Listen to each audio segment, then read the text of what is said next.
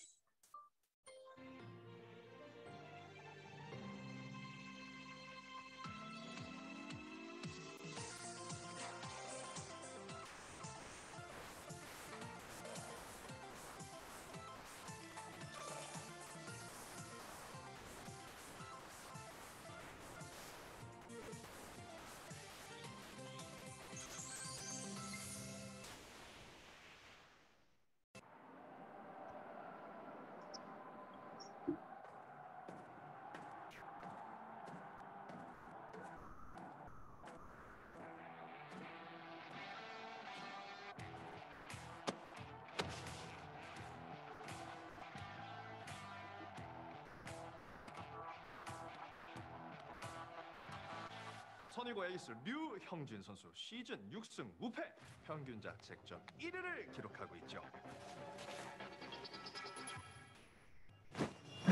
원 스트라이크, 투볼 투 스트라이크. 어떤 상황이죠? 외말 처음 5대5 동점. 류형진 선수. Good evening, sir. 뭐죠, 류형진 선수? किसका audio चालू है? कौन मूवी देख रहा है? 이게 아닌 거죠? 왜 저러죠?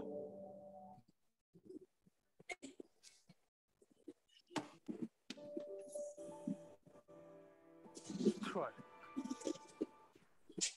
꽂혔다.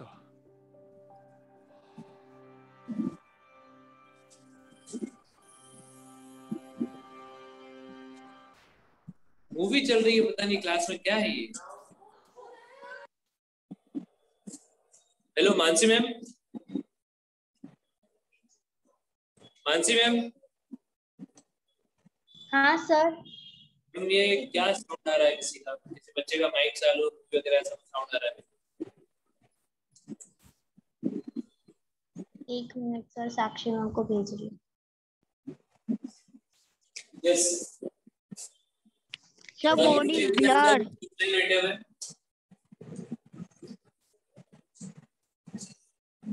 किसने मूवी चालू कर रखी है? ऐसा कुछ साउंड आ रहा है। सर मोड ब्लर आ रहा है। ये मैं हाँ मैं होस्ट हूँ, अभी शायद म्यूट कर दिया है वापस से। पहले ऑन था। सर कोई भी बात कर। अच्छा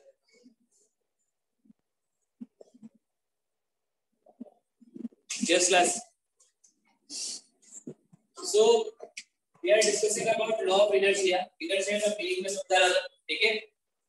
तो तुम लोग सुबह सोए हुए हो 5 मतलब संडे के दिन, संडे को आपकी छुट्टी है, अभी कोई क्लास नहीं, कोई एग्जाम नहीं है, बट आप चाह रहे हो कि हमको सोने मिले, हम आराम से उठेंगे 10-11 बजे, ठीक है? बट मम्मी क्या कर रही है आके, नहीं बेटा उठ से जाओ, और आप बोले नहीं मम्मी मैं सोऊंगा। तो क्या शो कर रहे हो आप लोग मम्मी को? इनर्शिया शो कर रहे हो। इनर्शिया का मीनिंग अपन ने लास्ट क्लास में डिस्कस किया था, that is to resist any change in regular condition. जो आपकी रेगुलर कंडीशन है या यूनिवर्स में कोई भी ऑब्जेक्ट हो गया, उसकी जो रेगुलर कंडीशन है उसको चेंज करने से ऑब्जेक्ट क्या करता है? रोकता है, ठीक है? तो तुम लोग भी क्या कर रहे हो? जब सुबह सो रहे हो तो मम्मी को बोलो नहीं मम्मी हमको सोने दो, हमको नहीं उठना, ठीक है? अब मुझे बताओ तुम लोग वो इनर्शिया कब तक शो कर सकते? जब तक एक थप्पड़ नहीं पड़ता, ठीक है? अच्छा पानी की बोतल ही आती है नहीं? कभी तो इंडियन पेरेंट्स का काम होता है कि वो एक हाथ से काम चला लेते हैं, ठीक है? एक थप्पड़ मारा और उठ गए। तो मम्मी ने क्या अप्लाई किया?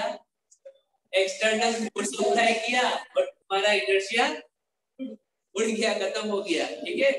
तो कोई भी ऑब्जेक्ट, इसका मीनिंग सिंपली समझो कि कोई भी ऑब्जेक्ट कब तक इनर्शिया शो कर सकता है, जब तक कोई एक्सटर्नल फोर्स उसके ऊपर इम्पैक्ट नहीं देखा जाए, ठीक है। तो यही काम होता है। अभी इनर्शिया का मतलब अगर समझ में आ गया तो इनर्शिया, अपन को इनर्शिया, दो इनर्शिया डिस्कस करने हैं अपने चैप्टर के अंदर। दो इनर्शिया दे रखे हैं, उनसे रिलेटेड रीजनिंग क्वेश्चन दे रखे हैं। मैंने बोला था रीजनिंग क्वेश्चन इंपॉर्टेंट है फर्स्ट लॉ के अंदर, ठीक है। फर्स्ट लॉ के अंदर सिर्फ एक स्टेटमेंट है, इतना नहीं, इसमें भी क्वेश्चंस है। क्वेश्चंस क्या है वो अभी पता चलेगा। अभी पहला क्वेश्चन ये है, देखो, तो इनर्शिया का मीनिंग अगर तुमको समझ में आ गया तो आपको यहाँ पर अपने चैप्टर के अकॉर्डिंग दो इनर्शिया डिस्कस करने हैं। First, inertia of rest and second one is inertia of motion, ठीक है।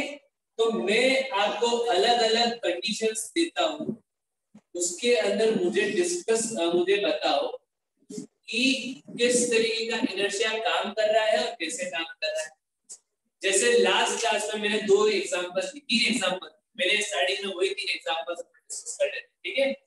जब आप लोग बस में चढ़ते हो, ठीक है, और बस में चढ़ के देखा आपने कि बस में कहीं पर भी बैठने की जगह नहीं, सीट वगैरह अवेलेबल नहीं, तो आप क्या कर रहे हो कि बस का कोई ना कोई पार्ट या कोई पोल पकड़ के खड़े हो जाओ। तो जैसे ही बस ने चलना स्टार्ट किया, बस ने जैसे ही चलना स्टार्ट किया तो क्या होगा, अपन inertia in motion, backward fall करेंगे, इस पीछे की डायरेक्शन में गिरने लगेंगे, ठीक है।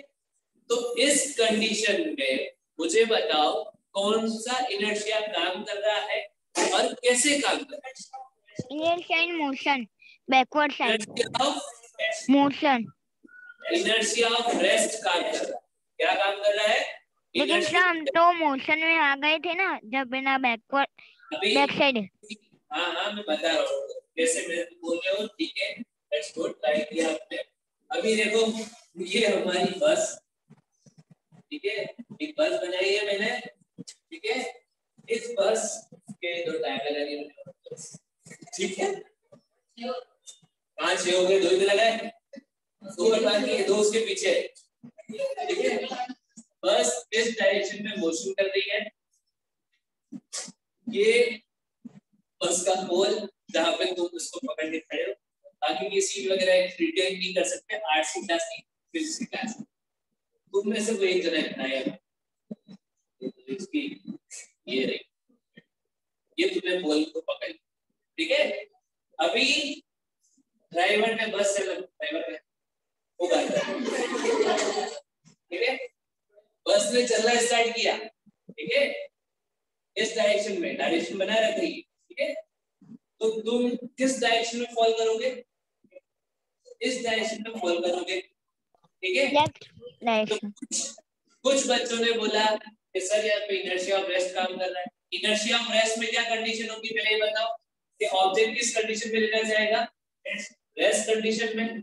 और इनर्शिया ऑफ मोशन में किस कंडीशन में लेना जाएगा? मोशन में लेना जाएगा, ठीक है।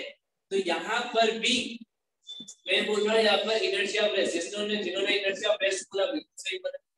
अब इनर्शिया ऑफ रेस्ट अगर क्वेश्चन ऐसा पूछ लिया जाए, ये क्वेश्चन आ सकता है, डेफिनेटली आ सकता है, जिसके बाद क्वेश्चन उसके अंदर ऐसे क्वेश्चन दे भी रखा है, ठीक है। तो वहां पर ऐसा पूछा गया है कि रीजन क्या है इसका, तुम सिर्फ इतना लिख के आ जाओगे due to inertia of rest we falls backward, तो वो गलत हो गया। मतलब ये तो सही, पर वो आधा अधूरा क्वेश्चन है।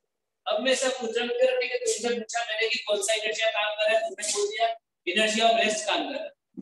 बट वो इनर्शिया ऑफ रेस्ट काम कैसे कर रहा है और इनर्शिया ऑफ रेस्ट कौन शो कर रहा है, ठीक है, ये एक्सप्लेन करो। तो देखो एक्सप्लेनेशन, चलो मैं आपकी बॉडी को थोड़ा डिवाइड कर देता हूँ, काटा नहीं है, डिवाइड क्या मतलब, लोअर बॉडी पोर्शन अलग, अपर बॉडी पोर्शन अलग हो गया, ठीक है। काटा नहीं है, नहीं तो फिर पैर कहाँ जाएंगे, तुम कहाँ जाओगे। तो देखो इधर ये जो पोर्शन है मैंने दो हाफ पार्ट्स में दी, ये lower body is different and upper body different, different in sense portion different, ठीक है। तो यहाँ देखो जैसे ही बस ने मूव करना स्टार्ट किया, ठीक है, बस आगे की तरफ मूव करना स्टार्ट किया, तो आपकी जो लोअर बॉडी है, मींस आपके जो लेग पार्ट है, वो बस के साथ में डायरेक्टली कांटेक्ट में है, ऑफ कोर्स है,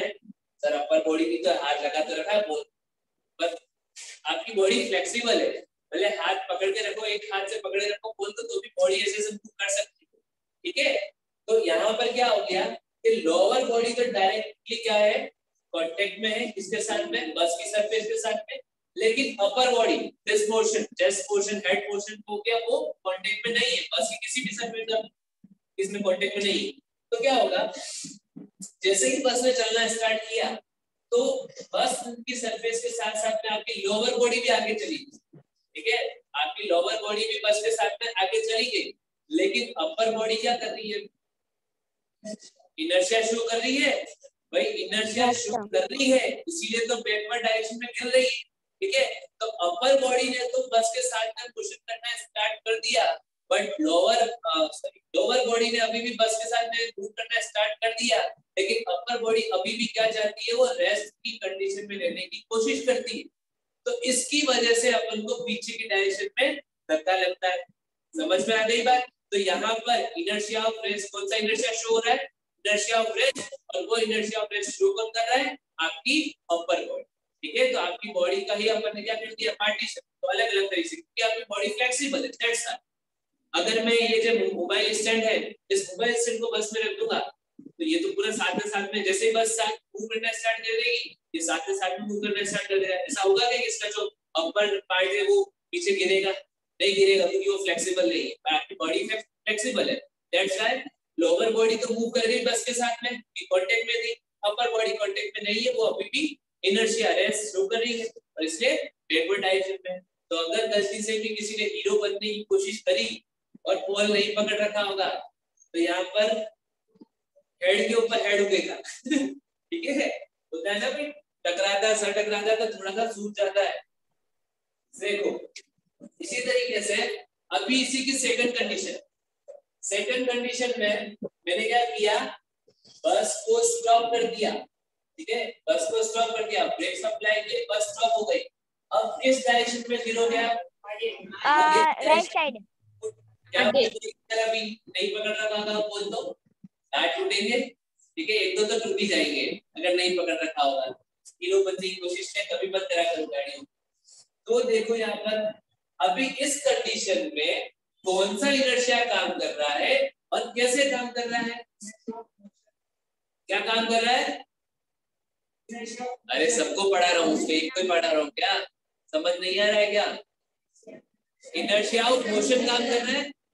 इनर्शिया मोशन कैसे काम कर रहा है, क्या क्वेश्चन पे क्वेश्चन पूछे जा रहे हो, मैंने फर्स्ट पार्ट समझा दिया इनर्शिया ऑफ रेस्ट कैसे काम कर रहा था, कुछ नहीं जस्ट अब मुझे बताओ इनर्शिया ऑफ मोशन कैसे काम कर रहा है, हाउ कैन यू एक्सप्लेन की इनर्शिया ऑफ मोशन करती है। हां बस रुक गई तो बस रुक गई तो हमारा वो अपर पार्ट उसमें आने की कोशिश करेगा, इसलिए हम आगे चलो ठीक है, देख देखो जस्ट इसकी अपोजिट इनर्शिया ऑफ रेस्ट की जस्ट अपोजिट कंडीशन है कि जैसे ही अपन ब्रेक अप्लाई करेंगे, बस में ड्राइवर ब्रेक अप्लाई करेगा, अपन आगे की तरफ गिरते क्यों है, उसका सिंपल सा वही सेम रीजन है भाई, लोअर पार्ट अलग है, लोअर पार्ट अलग है, अपर पार्ट अलग है, ठीक है। तो बस जैसे स्टॉप होती है, अभी बस मोशन कर रही है जब तक, तो अपन भी बस की वेलोसिटी के जितना ही अपन भी उसके साथ में उतनी ही वेलोसिटी का अपन भी मूव कर रहे हैं, ठीक है। बट बस ने जैसे ब्रेक अप्लाई किया तो due to contact in lower body and bus surface, तो लोअर बॉडी बस सरफेस के साथ में डायरेक्टली कांटेक्ट में है, तो जैसे ही बस रुकेगी लोअर बॉडी भी क्या हो जाएगी, रुक जाएगी, लेकिन अपर बॉडी अब क्या करना चाहेगी, अगेन वो मोशन में रहने की कोशिश करेगी, ठीक है। तो due to inertia motion of upper body अपनी बॉडी किधर गिरती है, आगे की तरफ गिरती है। समझ में आ गई बात? तो ये इस तरीके से कंडीशंस अप्लाई हो रहे हैं, यही रीजनिंग क्वेश्चन है।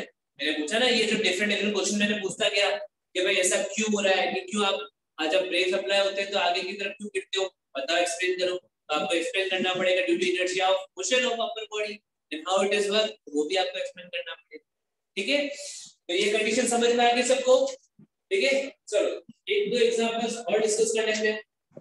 जैसे थर्ड एग्जांपल क्या दिया था मैंने, थर्ड रीजनिंग क्वेश्चन क्या पूछा था, थर्ड नॉर्मल सी बेसिक थी कि आपका जब अपने घर में बड़े कारपेट्स वगैरह है या फिर बड़े कारपेट्स वगैरह है, ठीक है, या कोई बड़ा गद्दा है, बहुत दिन से उसको धोया नहीं है, बहुत ज्यादा मिट्टी हो गई उसके ऊपर, तो धोने से पहले मम्मी क्या करती है, उसको झटकती है थोड़ा, ठीक है, या फिर मोटा गद्दा होगा जैसे बेड, डबल बेड गद्दा होगा, तो क्या करेगी, झाड़ू से या लकड़ी से मारेगी उसके ऊपर, जिससे धूल उड़ती है बहुत ज्यादा, ठीक है, और वो धूल अलग हो जाती है। ऐसा क्यों होता है ये बताओ मुझे, एक्सप्लेन करो। अभी तुमको इनर्शिया ऑफ रेस्ट और इनर्शिया ऑफ मोशन सबको समझ में आ गया। इनर्शिया ऑफ रेस्ट किसको कह रहे हैं, इनर्शिया ऑफ मोशन किसको कह रहे हैं, इनर्शिया किसको कह रहे हैं, पता चल गया सबको? तो अब मुझे बताओ कि ये जो कंडीशन अभी तुमको मैंने बताई वो किस वजह से हो रही है? सर मुझे इनर्शिया ऑफ मोशन पता नहीं चला। बताओ, अगर पता है रीजन तो बताओ जल्दी से। इनर्शिया ऑफ रेस्ट की वजह से। अच्छा, इनर्शिया ऑफ रेस्ट अगर है तो इनर्शिया ऑफ रेस्ट कौन शो कर रहा है? कौन से पार्टिकल्स? 10 पार्टिकल्स। बहुत अच्छी बात है, तुम लोगों को समझ में आ गया है। देखो बिल्कुल सही बोला आप लोगों ने। जब सिंपल से थ्योरेटिकल पार्ट है, इसमें कुछ डिफरेंस है या फिर समझाने ऐसा नहीं है। देखो सीधी सी बात है, जब आप लकड़ी से या उसको जोर से झटकते हो तो आप क्या कर रहे हो, कारपेट को या गद्दे को किस में ला रहे हो? मोशन में ला रहे हो, ठीक है। लेकिन उसके अंदर पड़ी हुई सॉइल जो थी, जब तक अपन ने उसको मोशन नहीं करवाया था, ठीक है, गद्दे को या कारपेट को मोशन नहीं कराया था, उसको मारा नहीं था, तब तक वो कैसा था? रेस्ट में था, उसके साथ सॉइल भी रेस्ट में थी। लेकिन अपन जैसे ही फोर्स अप्लाई करके गद्दे को या फिर कारपेट को मारा तो कारपेट और गद्दा तो किसमें आ गया? मोशन में आ गया। लेकिन सॉइल अभी भी क्या करना चाहिए? 10 पार्टिकल अभी भी क्या करना चाहेंगे? रेस्ट में रहने की कोशिश करेंगे। तो 10 पार्टिकल यहाँ पे क्या करते हैं? इनर्शिया ऑफ रेस्ट शो करते हैं, जिसकी वजह से गद्दा तो मोशन करके पीछे या आगे चला जाएगा, जिस डायरेक्शन में मारा उधर चला जाएगा, लेकिन सॉइल का गिर जाएगी, नीचे की तरफ गिर जाएगी, ठीक है। तो इतनी सी कंडीशन, ठीक है। नेक्स्ट और एग्जांपल चलो बताता हूँ उसको, तुम्हारे जैसा ही, तो तुमने एक्सपेरिमेंट लगभग हर बच्चे ने एक्सपेरिमेंट किया होगा। यस, ये आपका कैरम बोर्ड क्या है? Carrom board. अभी इस कैरम बोर्ड के ऊपर आप लोग क्या करते हो? जब बोर होते हो कि आपके साथ खेलने वाला नहीं होता है, तुम लोग ऑर्डर से खेलते हो। ऐसा नहीं, देखो तुम क्या करते हो, सेंटर पे एक के ऊपर एक सारे कॉइंस को जमाते हो ना, इस तरीके से। कभी किया होगा, ऑफ कोर्स किया ही, ठीक है। तो एक के ऊपर एक क्या करते हो तुम, एक तरीके से एक पाइल ऑफ कॉइन बना दिया, एक बिल्डिंग से बना दी कॉइन, ठीक है। और फिर तुम लोग क्या करते हो, स्ट्राइकर से सबसे नीचे वाला जो कॉइन होता है उसको हटाने की कोशिश करते हो। सबने किया डेफिनेटली, ठीक है। तो तुम देखते हो कि जैसे ही तुम स्ट्राइकर से स्ट्राइक करते हो तो जो नीचे वाला कॉइन होता है वो स्ट्राइकर के साथ में चला जाता है, लेकिन ये जो पाइल ऑफ कॉइन है वो एज इट इज उस सेंटर में बैलेंस बना रहता है, ठीक है। ऐसा क्यों होता है? यहाँ पर भी जब करते वक्त सोचा था कि साइंस की वहां पर नहीं सोचा था, ठीक है। अब बताओ कैसे क्यों हो रहा है ऐसा? Inertia of motion. अच्छा, मुझे बताओ यहाँ पे कौन सी चीज मोशन में ही रहना चाह रही? ऐसा सोचो, इस तरीके से सोचो कि अगर यहाँ पर ये जो पाइल ऑफ कॉइन है वो एज इट इज नीचे जाके गिर गया मन पर, फिर भी बैलेंस बना हुआ है, एक के ऊपर एक खड़े हुए हैं, ठीक है। तो यहाँ पर ये जो पाइल ऑफ कॉइन है, जो बिल्डिंग तुमने बनाई थी कॉइन्स की, एक के ऊपर कॉइन्स अरेंज किए थे, ये क्या शो कर रहे हैं? इनर्शिया ऑफ रेस्ट, ठीक है। तो तुमने क्या किया, तुमने जैसे स्ट्राइकर से स्ट्राइक किया तो तुमने क्या किया कि नीचे वाले कॉइन पे फोर्स अप्लाई, तो नीचे वाले कॉइन पर जैसे फोर्स अप्लाई किया तो वो डायरेक्टली स्ट्राइकर से कांटेक्ट में आया, उसके ऊपर फोर्स अप्लाई हुआ, वो तो निकल गया, ठीक है। तो वो तो मोशन में आ गया क्योंकि फोर्स उसी के ऊपर अप्लाई हुआ है, ठीक है। तो पानी, चाय, कॉफी कुछ मंगा ले, इतनी बड़ी बड़ी भाषा लेकर वो भी आवाज करके क्यों डिस्टर्ब करते हो जब क्लास में चल रहा होता है? देखो जरा, तो क्या होता है, ये पाइल ऑफ कॉइन्स जो सबसे नीचे वाला पोर्शन होता है उसके ऊपर फोर्स अप्लाई हुआ, वो तो मोशन कर गया, लेकिन ऊपर वाले किसी भी कॉइन पे फोर्स अप्लाई नहीं हो रहा होता है, तो ये सारे कॉइन्स किस में रहने की कोशिश करते हैं, अभी भी रेस्ट में रहने की कोशिश करते हैं। तो उस इनर्शिया की वजह से वो एज इट इज गिर जाते हैं, नीचे आके गिर जाते हैं और एक के ऊपर एक बैलेंस बना रहता है। तो दैट इज किसकी वजह से, कॉइन्स की इनर्शिया ऑफ रेस्ट की प्रॉपर्टी की वजह से। समझ में आ गया या अभी तक नहीं समझ में आया? Inertia of rest, inertia of motion कम से कम आप क्लास से यही पढ़ रहे हैं। किसको अभी तक नहीं पता चला है कि इनर्शिया ऑफ रेस्ट क्या होता है, इनर्शिया ऑफ मोशन क्या होता है, इनर्शिया क्या होता है? इनर्शिया का सिंपल सा मीनिंग है कि कोई काम होने से रुकना। ठीक है, अगर मैं इस स्टैंड को मूव करा रहा हूं तो ये स्टैंड क्या करेगा, मुझे मूव मत करो। ये मींस रेस्ट की कंडीशन में शो करने की कोशिश कर रहा है। तो जब तक ये कोशिश कर रहा है कि रेस्ट में ही है, तब तक क्या शो कर रहा है, ये इनर्शिया। और कैसा इनर्शिया? रेस्ट का इनर्शिया। ठीक है, तो यही सिंपल है, बहुत बेसिक मीनिंग है। तो कितना ज्यादा सोच रहे हो कि बहुत बड़ी बात है, नहीं ऐसा नहीं, बहुत बेसिक अपने डेली लाइफ में एग्जांपल समझ में आ गई बात। तो ये अगर समझ में आ गया तो तुम्हारा होमवर्क ये लिखा हुआ होगा। ठीक है, सर ये तो लिख दिया, ये पहले से लिखा हुआ है। ठीक है, पेज नंबर 118 बीबी की क्वेश्चन या एनटेक क्वेश्चन, 4 हिस्ट्री क्वेश्चन आपने लिखे, इसमें से 2 तो मैंने एक्सप्लेन कर ही दिए हैं। ठीक है, बाकी 2 एक्सप्लेन नहीं किए, वो आपको दिमाग लगाना है कि इसमें किस तरीके से इनर्शिया वर्क कर रहा है। ठीक है, हाँ ये 4 क्वेश्चन। ठीक है, अभी नेक्स्ट बताओ कि अभी अपन डिस्कस कर रहे हैं सेकंड लॉ ऑफ मोशन, लेकिन सेकंड लॉ ऑफ मोशन से पहले एक इंपॉर्टेंट टर्म है जो बिल्कुल नया है तुम्हारे लिए, तुमने कभी भी नहीं सुना होगा, उस बारे में डिस्कस कर। क्या टर्म है?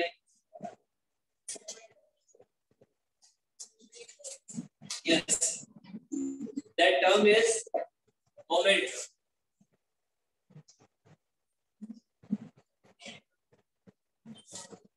अभी मोमेंटम क्या होता है? ठीक है, पहले सिंपल सी बेसिक सी डेफिनेशन जो अपनी बुक के अकॉर्डिंग है, बुक में इतना एक्सप्लेन नहीं कर रखा है कि मोमेंटम क्या चीज है। मोमेंटम अगर तुम डिफाइन करने जाओगे, इसका कोई हिंदी में मीनिंग निकालने चाहोगे तो मीनिंग कुछ नहीं निकलेगा। ठीक है, यहाँ पे कोई परफेक्ट डेफिनेशन हो उसकी कि भाई इस वर्ड का मतलब ये है। ठीक है, तो मोमेंटम का सिंपल सा डेफिनेशन है, that is product of mass and velocity. ठीक है, ऑफ एन ऑब्जेक्ट।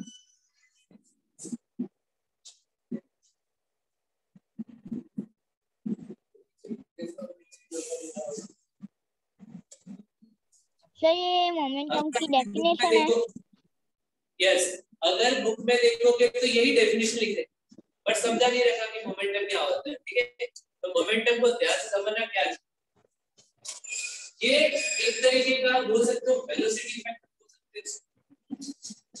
ठीक है, वेलोसिटी फैक्टर भी बोल सकते हो या मास फैक्टर भी बोल सकते हो। मैं एग्जांपल देता हूं, उस एग्जांपल से समझना। ठीक है, अभी मान लो कि मेरे सामने एक ग्लास पैनल लगा हुआ है। ठीक है, मेरे सामने ग्लास पैनल लगा हुआ है सब। ठीक है, मैंने क्या किया, एक टेनिस का बॉल लिया, वो टेनिस के बॉल को मैंने ऐसे धीरे से स्ट्राइक करवाया, कुछ इम्पैक्ट आएगा? कुछ इम्पैक्ट नहीं आएगा। ठीक है, और फिर मैंने उसी बॉल को लेकर ऐसा फेंका, क्या होगा? ग्लास ब्रेक डाउन हो जाएगा। ठीक है, तो इस एग्जांपल से तुमको क्या पता चला? सर फोर्स अप्लाई करने से वो ब्रेक हो जाता है। अच्छा, क्या बात है। चलो अच्छी, देखो इधर मोमेंटम को इस तरीके से समझो, दैट इज इंपैक्ट। ठीक है, कोई भी ऑब्जेक्ट जब मोशन करता है, देखो क्या बात हो रही है यहाँ पे, मोमेंटम बात हो रही है। तो कोई भी ऑब्जेक्ट मोमेंटम कब शो करेगा? जब क्या होगी उसके पास में, जैसे फॉर्मूला फॉर्म में लिख देता हूं इसको मैं, फॉर्मूला फॉर्म में लिख दूं तो it is denoted by p। क्या इसको p से डिनोट करते हैं और that is mass into velocity होता है। तो मोमेंटम कभी भी कोई ऑब्जेक्ट जो होता है मोमेंटम कब शो करेगा? जब वो मोशन में होगा। सीधी सी बात है, वेलोसिटी कब आती है? जब ऑब्जेक्ट मोशन कर रहा होता है, किस रेट से मोशन कर रहा होता है वो सब पढ़ चुके हो तो मोशन चैप्टर को बार-बार समझने की जरूरत नहीं पड़ी। ठीक है, तो वेलोसिटी जो होता है मींस कब शो करता है, ऑब्जेक्ट जब मोशन कर रहा हो। तो अपन भी यहाँ पे क्या कर रहा है, ऑब्जेक्ट को मोशन कराया। एक बार ऑब्जेक्ट को मोशन बहुत ही कम रेट से कराया, मींस फोर्स बहुत कम था, बहुत कम वेलोसिटी थी। मैंने अगर सिर्फ ऐसे सिंपली फेंका तो उस केस में वेलोसिटी कैसी होगी, बहुत ही कम होगी। और लेकिन मैंने जैसे बहुत ज्यादा फोर्स लगा के जब बॉल को फेंका तो वेलोसिटी क्या होगी, बहुत ही ज्यादा होगी। तो इम्पैक्ट या बोलूं मोमेंटम किस केस में ज्यादा होगा, मोमेंटम किस केस में ज्यादा होगा। मैंने क्या बोला, मोमेंटम को सिंपली आप क्या समझो, इम्पैक्ट समझो। किसका इम्पैक्ट, जब ऑब्जेक्ट मोशन कर रहा होता है, ठीक है। तो किस केस में ऑब्जेक्ट का इम्पैक्ट ज्यादा था, जब वेलोसिटी ज्यादा थी तो ग्लास ब्रेक हुआ, ठीक है। एक तो इस तरीके से इम्पैक्ट होता है जब ऑब्जेक्ट मोशन कर रहा है, तो किस तरीके से इम्पैक्ट शो कर रहा है, ठीक है। मैंने इसलिए बोला वेलोसिटी वेक्टर बोला है मोमेंटम, ठीक है। मोमेंटम का कोई पर्टिकुलर मीनिंग नहीं है, तो इसको सिचुएशन के अकॉर्डिंग समझो। तो फिर उसके बाद में फिर क्या किया मैंने कि उसी टेनिस बॉल को लिया, ठीक है, जो मैंने उसको फास्ट मूव कराया था, ब्रेक डाउन हो गया था। अब मैंने उतने ही शेप का, जो टेनिस बॉल का शेप था, उतने ही शेप का एक आयरन बॉल ले लिया। क्या ले लिया, आयरन बॉल। और अब मैं दोनों में कोशिश कैसे कर रहा हूँ, मेरे टेनिस बॉल को भी मैंने इसी वेलोसिटी से ऐसे इतने ही फोर्स से फेंका, बिल्कुल लो फोर्स से फेंका, और आयरन बॉल को भी मैंने उतने ही फोर्स से फेंका। तो किस पर्टिकुलर कंडीशन में इंपैक्ट नजर आएगा सबको, सेकंड सेकंड वाले कंडीशन पे। तो इसीलिए अपन यहाँ पे क्या यूज करते हैं, मास भी यूज करते हैं और वेलोसिटी भी यूज करते हैं, ठीक है। तो जब भी एक ऑब्जेक्ट जो होता है वो इंपैक्ट शो कर रहा है, तो वो इंपैक्ट शो करने का रीजन क्या है, एक तो ऑब्जेक्ट की वेलोसिटी और दूसरा ऑब्जेक्ट का मास, ठीक है। अभी आपके एग्जांपल सब तो डेली लाइफ के एग्जांपल कैसे अप्लाई करेंगे, जैसे कार वगैरह का या आपका एक्सीडेंट होता है, ठीक है, बाय चांस कहीं पे किसी कार का एक्सीडेंट हो, ठीक है, तो क्या हुआ होगा वहां पर, अच्छा कार टकरा गई, वो तो एक्सीडेंट हो गया, लेकिन क्यों हुआ भाई, मास और वेलोसिटी कंबाइन हो गई, मींस ऑब्जेक्ट का मोमेंटम कैसा था उस समय। देखो कंडीशन, एक कंडीशन तुमको बताता हूँ, ठीक है। जैसे मान लो कि मैं नॉर्मल 50 किलोमीटर या नॉर्मल स्पीड से चल रहा हूँ, ठीक है, एवरेज इकोनॉमी स्पीड से चल रहा हूँ, ठीक है। तो नॉर्मल एवरेज इकोनॉमी स्पीड से चल रहा हूँ और मेरे सामने एक स्ट्रीट लोग आ गया, तो मैं क्या करूंगा, एकदम से ब्रेक अप्लाई करूंगा, क्या हो जाएगा, रुक जाएगी कार, रुक जाएगी, ठीक है। और फिर मैंने क्या किया, दूसरे टाइम मेरे को पता नहीं क्या हुआ कि मैंने सोचा चलो थोड़ी हीरोगिरी मारी जाए, हीरोपंती दिखाई जाए, कार स्पीड में लेके जा रहा हूँ, ठीक है। तो लोग तो अपने वो तो उसके रिफ्लेक्शन को अच्छे उनके वो तो हट जाएगा, मैं क्या हो जाऊंगा, कहीं ना कहीं डूब जाऊंगा, ठीक है। तो इस केस में क्या हो रहा है कि पहले वाले केस में जब मैंने ब्रेक अप्लाई कर दिया था, उस समय मेरी गाड़ी का मींस मेरा मोमेंटम कैसा था, लो था। लो क्यों था, कि वेलोसिटी कम थी। मास तो दोनों केस में सेम है कि भाई मास कार और मेरा मास कंबाइन हुआ, और यहाँ पर मास और दोनों केस में मास तो सेम ही है, ठीक है। बट दोनों केस में क्या चीज डिफरेंट है, वेलोसिटी। फर्स्ट वाले केस में वेलोसिटी बहुत ही डाउन थी, तो जिसकी वजह से कार एकदम से स्टॉप हो गई, लेकिन दूसरे केस में कार की स्पीड काफी ज्यादा थी, दैट्स व्हाई एक्सीडेंट हो गया, ठीक है। तो यही होता है कि जब मास और वेलोसिटी दोनों कंबाइन होती है तो ऑब्जेक्ट किसी न किसी तरीके का इम्पैक्ट शो करता है। तो अपन मोमेंटम से ही कंपैरिजन करते हैं कि कितना मोमेंटम या कितना इम्पैक्ट शो होगा, कितना इम्पैक्ट शो नहीं होगा, ठीक है। अभी मुझे बताओ कि मेनली जैसे अभी तुमको मैंने एक एग्जांपल पूछा था कि अगर किसी कार का एक्सीडेंट हो गया तो उस केस में अपन क्या बोलेंगे, उसका मोमेंटम काफी ज्यादा है। जो हाई वेलोसिटी से मूव कर रहा है तो मोमेंटम काफी ज्यादा है, लो वेलोसिटी से मूव कर रहा है तो मोमेंटम काफी कम है, ठीक है। तो मुझे बताओ कि मोमेंटम किन दो चीजों पे डिपेंड कर रहा है। ये इतने सारे एग्जांपल्स तुमको बताए, तो मुझे बताओ मोमेंटम किन दो चीजों पे डिपेंड कर रहा है, वेलोसिटी और मास, क्योंकि वही दो चीजें।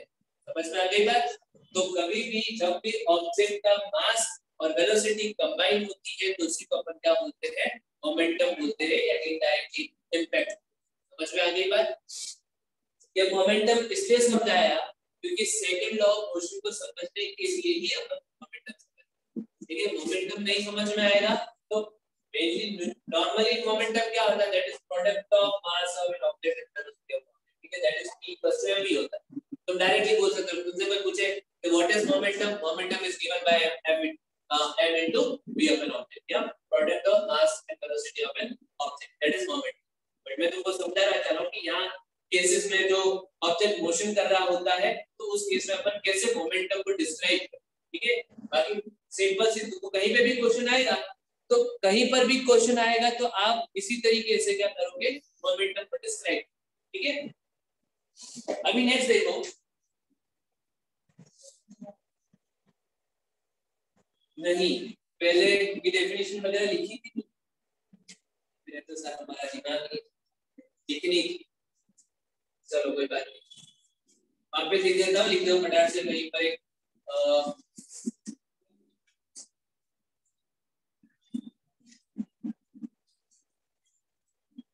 मोमेंटम, ठीक है, the product of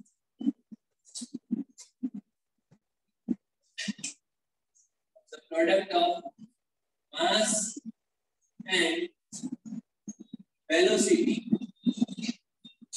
of an object is known as moment. समझ में आ रही बात? It is denoted by P and that is given by M into P. समझ में आ गई बात? नेक्स्ट, यूनिट क्या हो, यूनिट ऑफ मोमेंटम, क्योंकि मोमेंटम भी एक टाइप का फिजिकल क्वांटिटी है, ठीक है।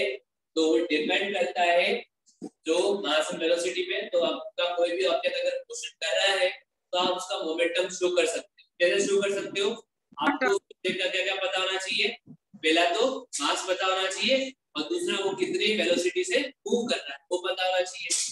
दोनों को मल्टीप्लाई करोगे तो क्या बोल सकते हो, आपका मोमेंटम आ जाएगा, ठीक है। तो यूनिट ऑफ मोमेंटम जो होता है, मुझे बताओ कि मास का यूनिट क्या होता है, मास को किस में मेजर करते हैं, केजी में। तुमने फर्स्ट चैप्टर में मास पढ़ा हो, ठीक है, जब मैटर आपने पढ़ा फर्स्ट चैप्टर केमिस्ट्री का तो है, उसमें जब मैटर तुमने पढ़ा होगा तब तुम्हारे पास एक वर्ड आया होगा मास, ठीक है। क्या डेफिनेशन थी मैटर की, आप फिजिक्स में केमिस्ट्री के क्वेश्चन पूछ रहे हो, बट ये बेसिक डेफिनेशन है। What is the definition of matter? Anything that occupies space. Anything that occupies space and mass. Yes, anything that occupies space and have mass, ठीक है। तो मास को अपन मेजर करते हैं किलोग्राम के अंदर, वेलोसिटी को किस में मेजर करते हैं, मीटर पर सेकंड। तो मुझे बताओ कि मोमेंटम की यूनिट क्या हो जाएगी, केजी मीटर पर सेकंड। समझ में आ गई बात?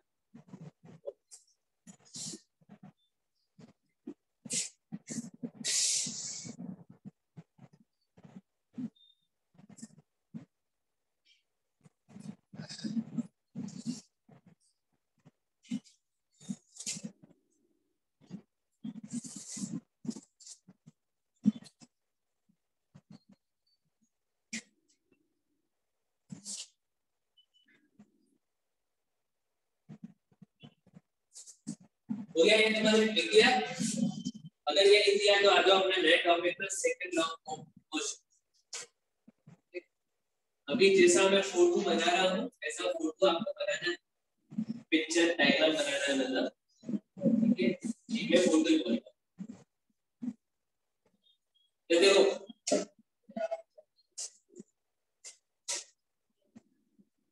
Yes, next is second law of motion.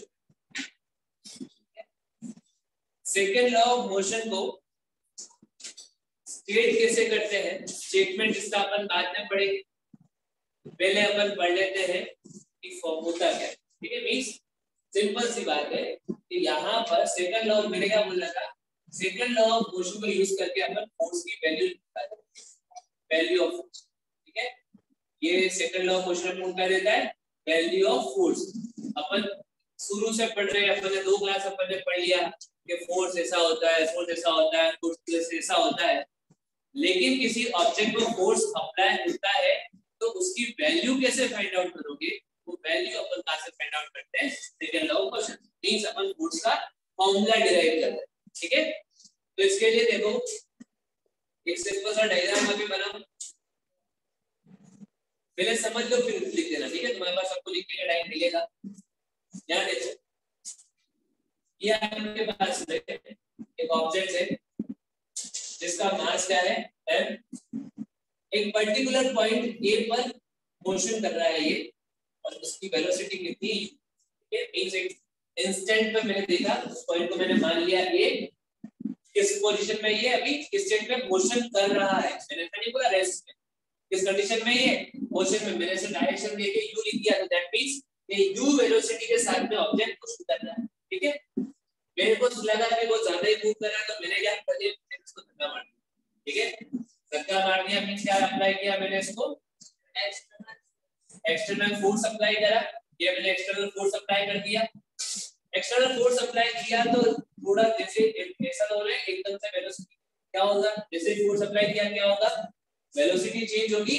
Force apply करते क्या होता है, वेलोसिटी चेंज होती है। ठीक है, तो वेलोसिटी चेंज हो गई, मान लेता हूं उसकी p पॉइंट तक आते आते वेलोसिटी चेंज हो गई, कितनी हो गई, v हो गई। मास अभी भी क्या रहेगा, चेंज हो जाएगा, ये डिफरेंट मास तो नहीं रहेगा। ठीक है, और ये अपन एज्यूम कर लेते हैं कि a पॉइंट से b पॉइंट तक आने में क्या बोलो u से v वेलोसिटी चेंज होने में इसको टाइम कितना लगा। ये डायग्राम समझ में आया, कंडीशन समझ में आ गई सबको? ठीक है सर, अभी मुझे बताओ सर। हाँ बोलो सर मुझे फिर से समझाओ ना। हाँ, मैंने ऐसा बोला, देखो बहुत सिंपल सी सिचुएशन क्रिएट करी है। ठीक है, मैंने क्या किया, अपने पास एक m बॉडी का मास है। ठीक है, ये पर्टिकुलर एक पॉइंट पे मान लिया एक पॉइंट पर u वेलोसिटी के साथ में इस डायरेक्शन में मूव कर रहा है। क्या कर रहा है, इस डायरेक्शन में मोशन कर रहा है। ठीक है, तो यहाँ पर मैंने क्या किया, फिर इसकी वेलोसिटी मुझे चेंज कर दी। अभी मेरे को लगा कि बहुत ही कम वेलोसिटी पर मूव कर रहा है, तो इसलिए मुझे लगा कि भाई इसकी वेलोसिटी चेंज हो जानी चाहिए, थोड़ी वेलोसिटी बढ़ जाए। तो बढ़ जाने के लिए मैंने क्या किया, इसके ऊपर पीछे से इसके ऊपर जिस डायरेक्शन में ये मूव कर रहा था उसी डायरेक्शन में मैंने फोर्स अप्लाई कर दिया। ठीक है, अभी फोर्स अप्लाई करने की वजह से क्या होगा, हमने पढ़ा था कि जब भी अपन को वेलोसिटी चेंज करनी होती है तो फोर्स अप्लाई करना पड़ेगा। तो वो फोर्स मैंने अप्लाई किया। तो मान लेते हैं कि A से लेकर B पॉइंट तक आते आते वेलोसिटी चेंज हो गई, कितनी हो गई, B हो गई। मोशन अभी उसी डायरेक्शन में कर रहा है, लेकिन वेलोसिटी कैसी हो गई, U से B हो गई, चेंज हो गई, चेंज इन वेलोसिटी हो गया। ठीक है, अभी मैं क्या बोल रहा हूँ, ये U से B वेलोसिटी चेंज होने में, या बोलो कि A पॉइंट से B पॉइंट तक आने में इसको टाइम कितना लगा। ठीक है, समझ में आने पर जस्ट एक सिचुएशन क्रिएट करी है। ये सिचुएशन इसलिए क्रिएट करी है, इसी से अपन पता लगाएंगे कि ये जो फोर्स है वो कितना क्या होगा, ये फोर्स है जो कितना होगा। अभी नेक्स्ट देखो, अभी नेक्स्ट देखना है यहाँ पर। अभी मुझे ये बताओ कि इन दोनों पॉइंट्स पर मोमेंटम कितना होगा। A पॉइंट पे मोमेंटम कितना होगा, B पॉइंट पे मोमेंटम कितना होगा, ये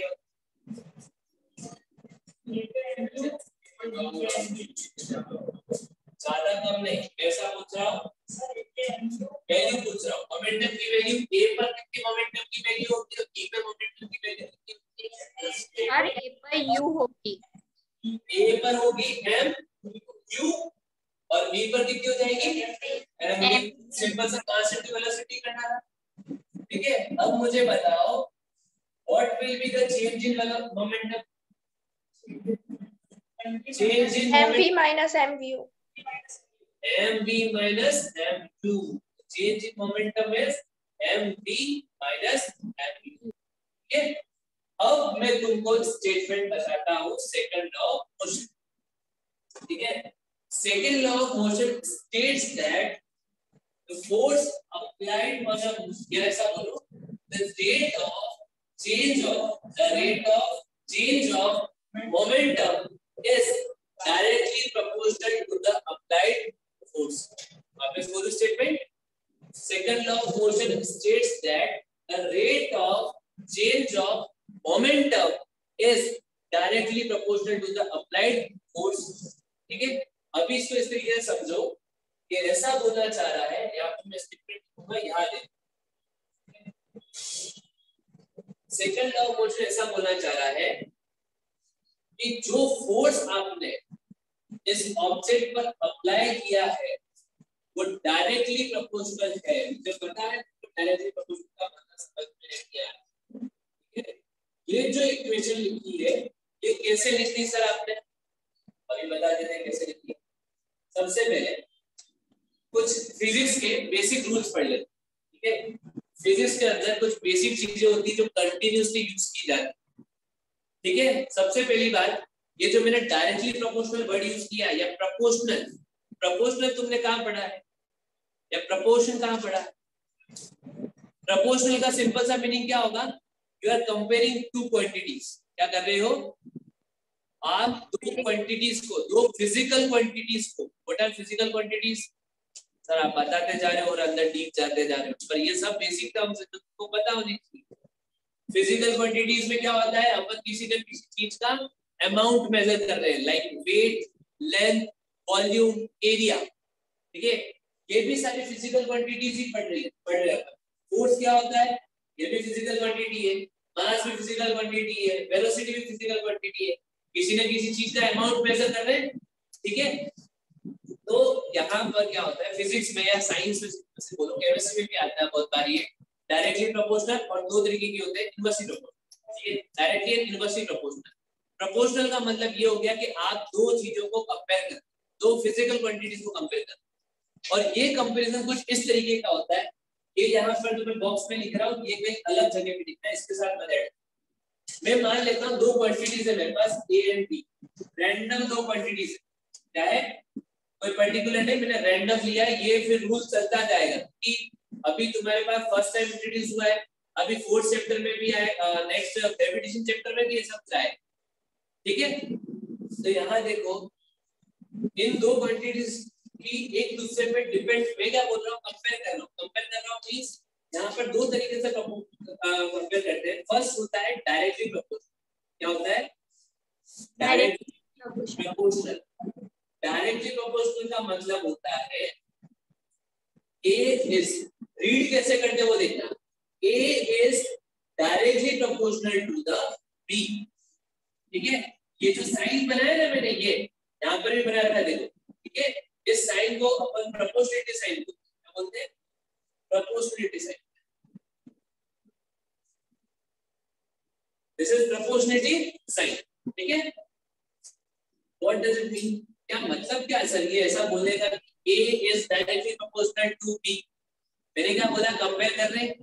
डायरेक्टली प्रोपोर्शनल का मतलब होता है कि अगर आप इन दोनों में से किसी एक क्वांटिटी को इंक्रीज करोगे, क्या करोगे? तो दूसरी भी इंक्रीज हो जाएगी, दूसरा भी बढ़ जाएगा। कंपैरिजन हुआ, प्रोपोर्शन हुआ एक तरीके से। तो इसका मतलब क्या हुआ कि अगर आप इन दोनों में से, दोनों ही, ठीक है, दोनों में से किसी एक क्वांटिटी को इंक्रीज करोगे तो डायरेक्टली दूसरी क्वांटिटी की क्या हो जाएगी? इंक्रीज हो जाएगी। और अगर आप किसी एक क्वांटिटी को कम करोगे तो दूसरी भी क्या हो जाएगी? कम हो जाएगी। ठीक है, ये एरो जो है वो करस्पॉन्ड एरोज है, इसके करस्पॉन्ड में ये है, इसके करस्पॉन्ड में ये है। तो ये एरोज बनाए सर, कंफ्यूज हो रहा है सर, क्या एरो बना रहे हैं? दैट मींस कि अगर A कम हो रहा है, कम हो रहा है तो B भी क्या हो जाएगा? कम हो जाएगा। और अगर A को बढ़ा रहे हो तो B भी क्या हो जाएगा? बढ़ जाएगा। ये डायरेक्टली प्रोपोर्शनल। ठीक है, तो यहाँ पर भी देखो दो क्वांटिटीज है, एक तो फोर्स है और ये क्वांटिटी इतनी बड़ी कौन सी क्वांटिटी में, तो अलग अलग क्वांटिटी, पर ये पूरे को मिला के क्वांटिटी, इसको बोलते हैं the rate of change of moment. क्या बोलते हैं इसको? The rate of change of momentum. तो the rate of change of momentum, या बोलो फोर्स जितना ज्यादा होगा, भाई सीधी सी बात है, मैं इस ऑब्जेक्ट पर जितना ज्यादा फोर्स लगाऊंगा वेलोसिटी उतनी ज्यादा इंक्रीज होगी ना। ज्यादा से ज्यादा फोर्स लगाता रहूंगा तो वेलोसिटी ज्यादा से ज्यादा इंक्रीज होती रहेगी। तो वेलोसिटी जितनी ज्यादा इंक्रीज होगी मोमेंटम में क्या चेंज आएगा? अभी मैंने बताया मोमेंटम, इसलिए बोला था मोमेंटम समझ में आएगा तो ही सेकंड लॉ क्वेश्चन समझ में आएगा। सारी चीजें एक दूसरे पर डिपेंडेंट है। मैंने क्या बोला, मैं फोर्स को जितना ज्यादा बढ़ाऊंगा, फोर्स जितना ज्यादा ऑब्जेक्ट में लगाऊंगा, वेलोसिटी क्या होगी, उतनी ही ज्यादा बढ़ेगी, और वेलोसिटी जितनी ज्यादा बढ़ेगी मोमेंटम भी तो बढ़ेगा। मैंने क्या बोला था, मोमेंटम वेलोसिटी ज्यादा कर रहे हो तो मोमेंटम भी तो बढ़ता ही जाएगा। समझ में आई? तो यहाँ पर यही चीज है, ये फोर्स जितना अप्लाई करोगे the rate of change of momentum भी क्या होगा, उतना ही ज्यादा इंक्रीज होता रहेगा, और फोर्स जितना कम लगाओगे तो rate of change of momentum भी उतना ही कम रहेगा। ठीक है, तो ये सिंपल सी ये चीज तो सिर्फ आपको याद रखनी है, सब कुछ आएगा नहीं एक्सप्लेन करने के भाई क्या है ये ऐसा कुछ नहीं, बट हाँ मीनिंग समझ में आना चाहिए कि हम कर क्या रहे। और दूसरा जो रिलेशन होता है इसी के अंदर इनवर्सली प्रोपोर्शनल, क्या होता है इनवर्सली प्रोपोर्शनल। 10th चैप्टर में वापस से ये सब चीजें आने वाली है, तो वापस से मैं बताने नहीं बैठूंगा, तुमको याद होनी चाहिए। ठीक है, इनवर्सली प्रोपोर्शनल जस्ट का उल्टा होता है। इसको डिनोट कैसे करते हैं, a proportional sign 1/3। This is the representation of directly proportional and this is the representation of inversely proportional. इसमें क्या होगा, अगर एक क्वांटिटी को बढ़ाऊंगा दूसरी क्वांटिटी कम हो जाएगी, और पहली क्वांटिटी को अगर कम करूंगा तो दूसरी क्वांटिटी, ठीक है, मतलब दूसरे एक दूसरे पे डिपेंडेंट है। तो अगर एक को कम कर रहे हो तो दूसरा बढ़ रहा है, ठीक है, दूसरे को ज्यादा कर रहे हो तो पहला कम। समझ में आई बात? तो ये क्वांटिटीज का कंपैरिजन लगभग फिजिक्स में तो हर बार ही आएगा, केमिस्ट्री में भी आएगा, डोंट वरी, अभी नहीं पर आएगा। समझ में आ गई बात? तो ये हो गया तुम्हारा, इस तरीके से अपन साइंस के अंदर क्वांटिटीज को कंपेयर कर, ठीक है। डायरेक्टली प्रोपोर्शनल मींस एक को बढ़ा रहे तो दूसरा भी बढ़ रहा है, एक को कम कर रहे तो दूसरा भी कम हो रहा है। इनवर्सली प्रोपोर्शनल मींस एक को बढ़ा रहे तो दूसरा कम हो रहा है, और पहले को अगर कम करोगे तो दूसरा बढ़ता है। ये चीज कहीं साइड में नोट कर लेना, ठीक है। तो ये आया प्रोपोर्शनलिटी साइन, प्रोपोर्शनलिटी का मतलब कॉन्सेप्ट। अब देखो अब क्या होता है, दूसरी बात, मैं बार बार डेफिनेशन में 3 का स्टेटमेंट पूरा मैं हमेशा पूरा रेट कर रहा हूँ, बोल रहा हूँ ना, the rate of what does it mean, the rate of बार बार मैंने लिखा था। और तुम ऐसा ही पहले भी पढ़ सकते क्वेश्चन के अंदर, कहाँ पढ़ा, The rate of change of velocity. The rate of change of velocity. अब तुम क्या पढ़ रहे हो, the rate of change of momentum। तो ये रेट, द रेट का मतलब क्या होता है, द रेट ऑफ का मतलब क्या होता है, यस, द रेट ऑफ का मतलब होता है डिवाइडेड बाय टाइम। क्या होता है यहाँ पर, ये समझना कि भाई यहाँ पर रेट जो है वो अपना प्राइस वाला रेट नहीं है, यहाँ पर साइंस में रेट का मतलब अलग है। कभी भी किसी भी क्वांटिटी से पहले यूज कर लिया the rate of this that is divided by time. तो यहाँ पर भी अपने पास टाइम था ना, जब ए से बी पोजीशन चेंज होती थी या यू से बी वेलोसिटी चेंज होती थी, तो यहाँ से यू से बी वेलोसिटी चेंज होने में टाइम कितना लग रहा था, टी, ठीक है। तो इसीलिए मैं यहाँ पर क्या बोल रहा हूँ, तो तुम लोगों ने लास्ट सेमेस्टर डेफिनेशन डिफाइन करी थी, तुमने क्या किया था, change in velocity upon time बोला था। Change in velocity upon time मत बोलना, सिस्टमैटिकली अपन क्या बोल सकते हैं उसको, the rate of change of velocity. और इस केस में क्या बोल रहे हैं, the rate of change of momentum, ठीक है। तो दो कॉन्सेप्ट क्लियर रेडी हो गए तुम्हारे, ये सिंपल से बेसिक साइंस रूल्स है, ठीक है, कि भाई इस तरीके से चीजों को यूज किया जाता है, ठीक है। अब एक और होता है, इसमें क्या होता है कि कभी भी किसी फॉर्मूला को अपन किसको भी लिखते हैं, फॉर्मूला लिखने के लिए क्या आना चाहिए, इक्वल्स टू आना चाहिए, इक्वल्स टू आना चाहिए। तो ये भी प्रोपोर्शनलिटी साइन कभी भी, ये तो सिर्फ डेफिनेशन के अकॉर्डिंग अपन ने कंडीशन बताई, बट इसी से हम अपन क्या करना चाह रहे हैं, फॉर्मूला बनाना चाह रहे हैं। तो फॉर्मूला बनाने के लिए प्रोपोर्शनलिटी साइन हटाना पड़ेगा।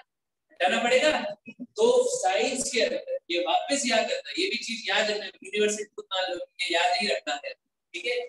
तो इसी तरीके का रूल होता है। तो कभी भी जब भी साइंस के अंदर प्रोपोर्शनलिटी, क्या बातें चल रही तुम दोनों के बीच,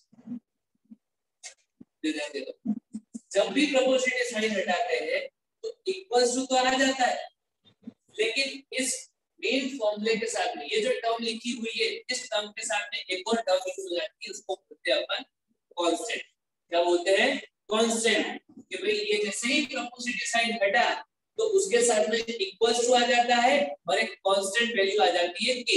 ये कांस्टेंट वैल्यू कुछ भी हो सकता है, डिपेंड्स ऑन कि आप क्या चीज कर रहे हो।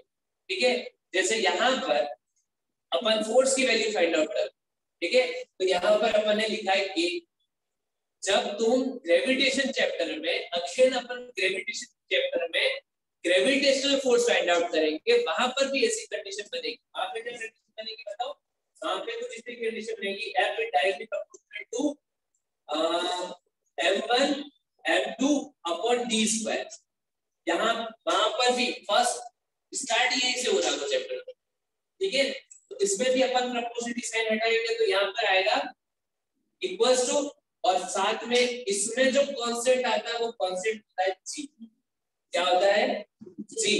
अभी कांस्टेंट का मतलब तुमने कहां पढ़ा था? कहां पढ़ा था? कांस्टेंट का मतलब क्या होता है अभी बताओ? अरे linear equation in two variable पढ़ चुके हो, पढ़ चुके हो। कहां पे मैंने कांस्टेंट वर्ड का मीनिंग पढ़ा था? जो फिक्स्ड वैल्यूज होती है उनको कांस्टेंट कहते हैं। तो फिर सर आप कांस्टेंट वैल्यू लिख के के क्यों लिख रहे हो? बता। यहाँ पर ये अपन इसलिए लिखते हैं बिकॉज ये जो होता है यूनिटरी कांस्टेंट। क्या होता है? देखो अलग अलग कंडीशन के हिसाब से कांस्टेंट चेंज हो जाता है। जैसे मैंने ग्रेविटेशन वाले में g लगाया था, तो उस g की कांस्टेंट वैल्यू क्या होती है? 6.67 into 10 to the power minus something, मैंने 18 या minus 11 होती है, ठीक है। तो 6.67 तो g की वैल्यू होती है 6.67 10 to the power minus 11 होती है। तो ये कांस्टेंट ही तो है, न्यूमेरिकल वैल्यू तो हमेशा कांस्टेंट ही होती है, बट उसको नोटेशन के लिए अपन g बोलते हैं। फॉर्मूले में नोटेशन, क्योंकि फॉर्मूले में ये वैल्यू नहीं लिख सकते, फॉर्मूले में अपन क्या लिखते हैं? g। तो g बोलते हैं, कैपिटल g बोलते हैं, तुमको समझ में आ जाना चाहिए वैल्यू की बात कर रहा है, कांस्टेंट वैल्यू की बात कर रहा है। That value is 6.67 10 to the power minus 11। तो यहाँ पर अभी ऐसी कंडीशन नहीं है। यहाँ पर कंडीशन किस चीज की है? के। मैंने क्या यूज किया है? के। के को अपन बोलते हैं यूनिटरी कांस्टेंट। क्या वैल्यू होगी इस यूनिटरी कांस्टेंट की? क्या होगी? यूनिटरी। क्या मतलब होता है इसका? 1। क्या वैल्यू होगा? 1। ठीक है, तो इससे ये रूल अब हर जगह ऐसा ही होगा। जहां पे भी तुम प्रपोर्शनल साइन आएगा उस प्रपोर्शनल साइन को हटाओगे तो इक्वल आएगा और साथ में कांस्टेंट टर्म आएगी, कांस्टेंट वैल्यू आएगी। और कांस्टेंट वैल्यू को रिप्रेजेंट अपन जरूर कोई ना कोई लेटर से करते हैं, या तो के होगा, जी होगा, और भी आएंगे बहुत सारे, आगे यू भी आएगा एक तरीके का, ठीक है। तो यहाँ पे वो कांस्टेंट टर्म को किससे डिनोट कर रहा हूं मैं? के से, ठीक है। जहां पर भी, क्योंकि मेनली जो क्वेश्चंस या मेनली जो फिजिक्स और केमिस्ट्री के अंदर फॉर्मूलाज होते हैं ना, उसके अंदर अपन ये यूनिटरी कांस्टेंट यूज करते हैं। इसकी वैल्यू क्या होती है? 1 होती है, ठीक है। चलो इसको साइड पे लिख देना, मैं बिगाड़ रहा हूं, तो नीचे लिखना है इसलिए, ठीक है, ये बिगाड़ रहा हूं अलग से, ठीक है। अब क्या आ जाएगा? जैसे ये बस इसकी जगह पे ये दोनों चीजें आ गई, मतलब एक तो इक्वल्स टू आ गया और दूसरा कांस्टेंट टर्म पर फिर as it is m p minus m q upon t। अभी अपन ने पढ़ा कि k की वैल्यू क्या होती है? 1, because it is unitary constant. तो f इक्वल्स टू कितना आ गया? m p minus m q upon t। समझ में आ गई बात? अब मैं थोड़ा और इसको सिंपलीफाई कर देता हूं। तो f इक्वल्स टू, मैंने m कॉमन ले लिया, m equals to p minus q upon t। ये की वैल्यू पुट कर दी ना, देखो यहाँ 1 पुट कर दिया ये बस। तो 1 मल्टीप्लाई बाय दिस थिंग तो क्या हो जाएगा? Same as it is value हो जाएगी, ठीक है। अभी तुम लोगों को तो नजर आएगा बोर्ड। चलो मैं थोड़ा सा कैमरा रोटेट कर रहा हूं, जब तुमको लिखना हो तो मुझे बता देना। अभी मैं थोड़ा कैमरा रोटेट कर, नजर आ रहा है अभी? खाली क्वेश्चन। चलो देखो अब क्या करेंगे, देखो यहाँ पर नीचे अपन ने क्या पढ़ा था, इसको नजर नहीं आ रहा, कैमरे वाला को नजर नहीं आ रहा। f equals to m p minus q upon t। ये फाइनल अपना इक्वेशन बना। क्या तुमने m v minus q upon t का फॉर्मूला नहीं पढ़ा है? क्या होता है? क्या होता है? आइसोलेशन होता है। तो अपन क्या करेंगे, f equals to m v minus q upon t को लिख देंगे आइसोलेशन। ये आपका फॉर्मूला जो डिराइव करना था आगे आ चुका है, फोर्स का वैल्यू आ गया f इक्वल्स टू m। किसी को किसी भी स्टेप में कोई प्रॉब्लम है? लास्ट वाले में आपने आइसोलेशन का फॉर्मूला क्या पढ़ा? a equals to p minus q upon t होता है। ये हमने लास्ट चैप्टर में पढ़ा था कुछ। तो ये p minus q upon t की जगह क्या किया मैंने? ये पता चल गया। चलो अब फटाफट से लिखना स्टार्ट करो इसको एज इट इज। तो k नहीं आएगा, k नहीं आएगा, k बस k की वैल्यू बस पुट कर देना। तो 1 के साथ ये पूरी 3 मल्टीप्लाई हो गई, और ये पूरी टर्म मल्टीप्लाई हो गई, तो एज इट इज 1 ही आएगा ना, मतलब 1 के बाद चला गया मल्टीप्लाई।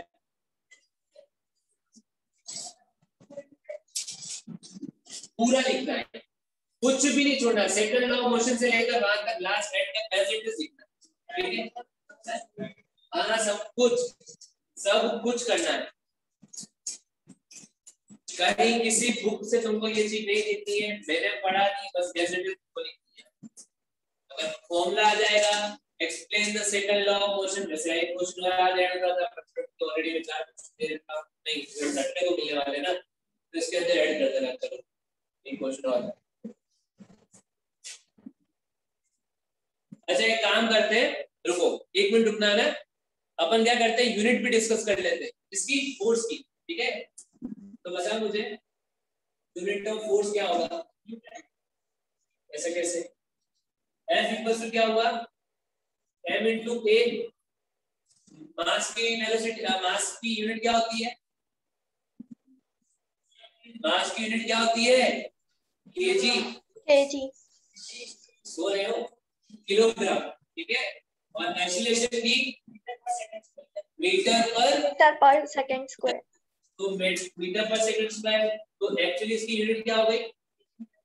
kg मीटर पर सेकंड स्क्वायर। बट ये जो फोर्स का कांसेप्ट, ये जो वैल्यू था, वो किसने डिफाइन किया था? न्यूटन ने, ठीक है? तो दैट्स अपन क्या लिखते हैं यहाँ पे, और करके लिख दो न्यूटन। तो अपन इसको डिनोट किससे करते हैं? Capital H. समझ में आ गई बात? कैपिटल एन से डिनोट करते हैं, ये लास्ट में लिखा, ठीक है? kg मीटर पर सेकंड स्क्वायर में बोल सकते हैं, बट वैसा नहीं बोलते हैं। कभी भी अपन फोर्स की वैल्यू बोलेंगे वो हमेशा 100 न्यूटन, 500 न्यूटन, ठीक है, 1000 न्यूटन, इस तरीके से वैल्यूज बोलते हैं, ठीक है? तो फटाफट से इसको लिख दो, आज का काम यही खत्म।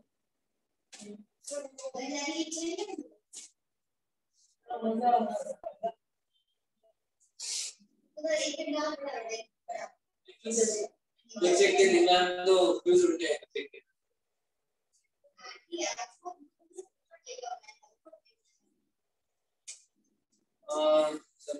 एक काम करता हूँ, फोटो तो नजर नहीं आएगा, फोटो भेज, मैं फोटो आपको भेज।